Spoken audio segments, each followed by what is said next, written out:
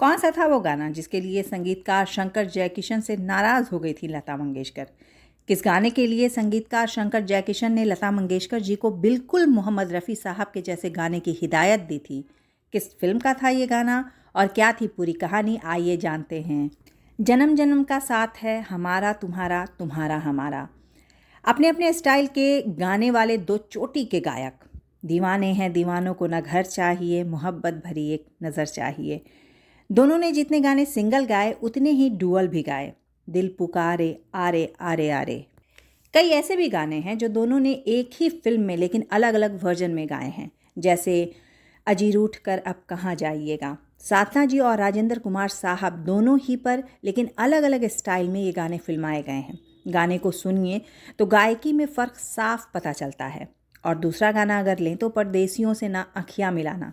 शम्मी कपूर पर फिल्माए इस गाने का अंदाज, स्टाइल बिल्कुल जुदा है नंदा जी पर फिल्माए इसी गाने से, जबकि धुन सेम है दोनों ही गाने की। यानी अदाकार की अदाकारी, अदाकारों के नेचर, फिल्म की डिमांड के मुताबिक एक ही गाना एक ही धुन के साथ दो अलग अलग गायकों के गाने के अंदाज, उतार चढ़ाव, संजीदगी, खुशी, कुल मिला जुला कर गाना गाने के स्टाइल में फ़र्क होना लाजमी है। लेकिन बात जब दो चोटी के गायकों की हो तब इनके गानों की खुशबू कानों से होकर रूह तक उतरती है। अब कहानी उस गाने की जिसका पूरा ये माजरा है। बर्फ से ढके पहाड़, कश्मीर की वादियों में गूंजती लता मंगेशकर जी और मोहम्मद रफ़ी साहब की आवाज़, हसरत जयपुरी और गीतकार शैलेंद्र के दिलों के तारों को झिझोड़ देने वाले अल्फाज, शंकर जयकिशन साहब का सुपर हिट संगीत और कश्मीर की सर्द फिजाओं में अपने उछलते कूदते चुलबुले अंदाज से आग लगा देने वाले शम्मी कपूर, तो बला की खूबसूरत जो थी कश्मीर की कली न्यू कमर सायरा बानो। चाहे मुझे कोई जंगली कहे, याहू। 1961 में आई फिल्म जंगली, जिसने शम्मी कपूर को याहू बॉय का इमेज दिया जो आज तक बना हुआ है। ब्लैक एंड वाइट के दौर में जंगली फिल्म शम्मी कपूर की पहली कलर्ड मूवी थी। इस फिल्म का हर गाना बेहतरीन था। दिन सारा गुजारा तेरे अंगना। इस फिल्म का एक और गाना एहसान तेरा होगा मुझ पर, इस गाने को रफ़ी साहब और लता जी ने अलग अलग गाया था। इस फिल्म में शम्मी कपूर पे जब ये गाना फिल्माया जाता है तब गाने का मिजाज कुछ ऐसा है कि खूबसूरत नज़ाकत से भरी सायरा बानो के सामने उन्हें अपने प्यार की गहराई, संजीदगी, रूमानियत दिल खोल कर रखनी होती है। आंसू का हमारे गम न करो, वो बहता है बहने दो। हम सभी को पता है शम्मी कपूर की तूफ़ानी अदाकारी को रफ़ी साहब की आवाज़ ही इंसाफ दे पाती थी। राह मेरी वही जिस पर दुनिया चली।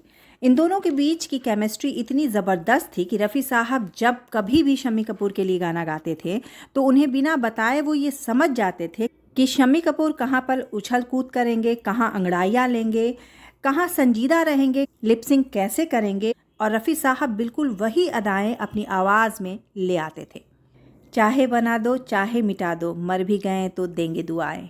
शंकर जयकिशन साहब भी शम्मी कपूर के चहेते थे। लगभग शम्मी कपूर की 22 फिल्मों में उन्होंने संगीत दिया। जब जयकिशन जी ने ये गाना एहसान तेरा होगा मुझ पर तैयार किया, उस वक्त शम्मी कपूर भारत में नहीं थे। फ़ोन पर ही उन्हें गाने की धुन सुनाई गई। धुन फाइनल होने पर रफ़ी साहब ने गाना रिकॉर्ड कर दिया। शुरुआत में ये गाना सिर्फ मोहम्मद रफ़ी साहब की आवाज़ में रहना था, लेकिन इसी बीच फिल्म में थोड़ी तब्दीली की गई और फिल्म की ज़रूरत के मद्देनज़र ये तय हुआ कि ये गाना टेंडम सॉन्ग की तरह इस्तेमाल होगा, यानी इसका दूसरा हिस्सा सायरा बानो पर फिल्माया जाएगा जो ड्रीम सॉन्ग होगा। और ये गाना था लता मंगेशकर जी को, लेकिन लता जी उस वक्त काफ़ी बिजी थीं, लिहाजा डायरेक्टर सुबोध मुखर्जी ने कहा फ़िलहाल सायरा बानो पर यह गाना मोहम्मद रफ़ी साहब की आवाज़ में गाए हुए गाने के हिस्से पर ही फिल्मा लिया जाए।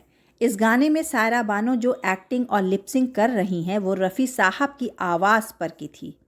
लता जी जब इस गाने की रिकॉर्डिंग के लिए आईं तब उन्हें सबसे पहले इस गाने की रिकॉर्डेड एक्टिंग और रफ़ी साहब का गाया हुआ गाना सुनाया गया, ख़ास तौर पर वो हिस्सा जिस पर सायरा बानो ने लिपसिंग की और एक्टिंग की थी। फिर शंकर जयकिशन साहब ने लता जी से इल्तिजा करते हुए हिदायत की कि आपको ये गाना रफ़ी साहब के अंदाज में ही गाना है, इसमें कोई भी तब्दीली की कोई गुंजाइश नहीं है।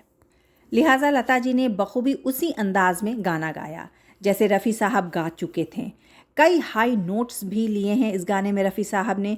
किसी भी दूसरी गायिका या गायक के लिए रफ़ी साहब की तरह हाई नोट्स पर गाने का वजूद, अंदाज और खूबसूरती बनाए रखना आसान नहीं था, लेकिन सामने थी भी तो लता मंगेशकर।